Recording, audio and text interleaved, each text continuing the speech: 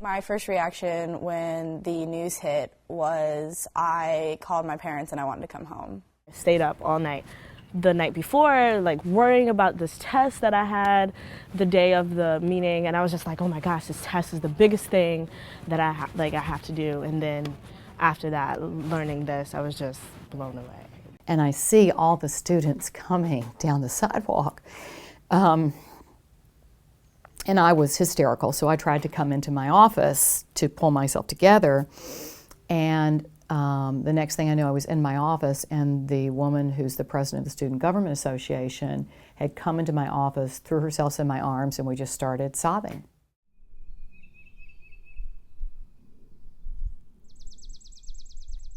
And when I found out that the college was closing, my first thing was I looked up and looked at the faculty, because I knew that no matter what happened, I would find a place to go.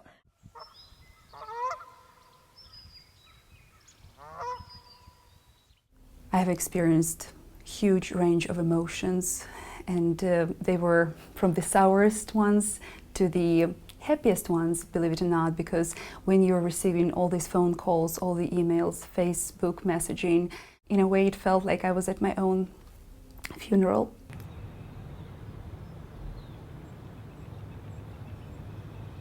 There's students that have sort of, for their own mental health, had to make a decision.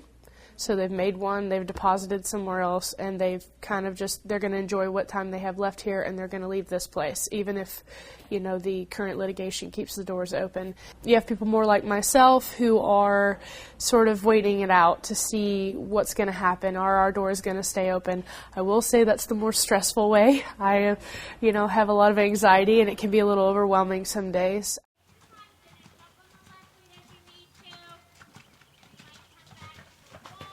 All of a sudden, we're going through this restructuring of our lives and priorities because, well, I got to get this transfer application done, but I have a paper due and I have a game on Saturday. You know, you have all these things going on, and what takes priority? I just went through the whole process, and I honestly feel like I'm a senior again. So it's stressful. It's deja vu. So far, I've applied to about 12 colleges. I've already visited Hollins. It's a great place. So I'm trying to get my visits down and then figure out where I want to go because I don't want to go somewhere blindly. I heard from about 3 schools now. Like, the process is very tedious and all over the place, and so I'm still sending out a few applications. Financial aid-wise, I still haven't had one school that has been able to match dollar to dollar.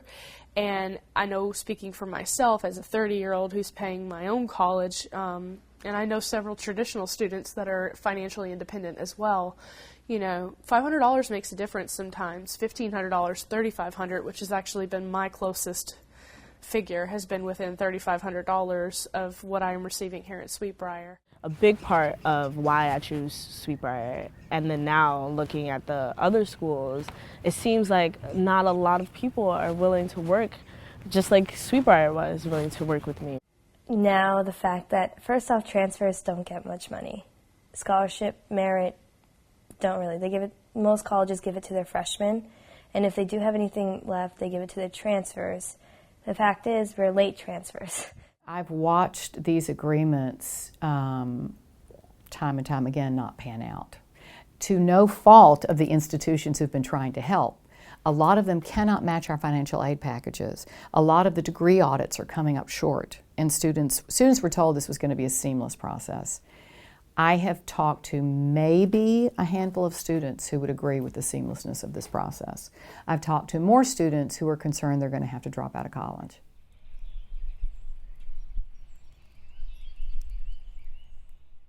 I have hugged and cried with many girls that have said, I don't know how I'm going to come up with this. A lot of my credits aren't going to transfer. I can't be an education major now. I have to be a sociology major.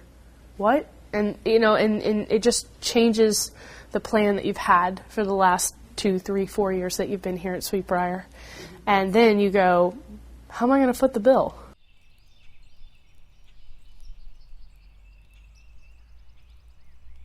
A little anxious about it and waiting for them because, you know, most people that are regular transfers, even if they don't get into those colleges, they have a place to go.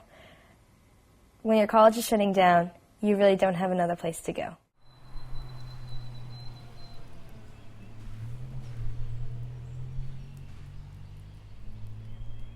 We as the faculty realize that by allowing this news destroy us, we're not teaching anything. And so we're not giving up. I'm going to, wherever I go next, I'm going to try to make it my home. But I don't think I'll be able to as much as I made it here. We may be leaving Sweet Briar, but Sweet Briar will never leave us.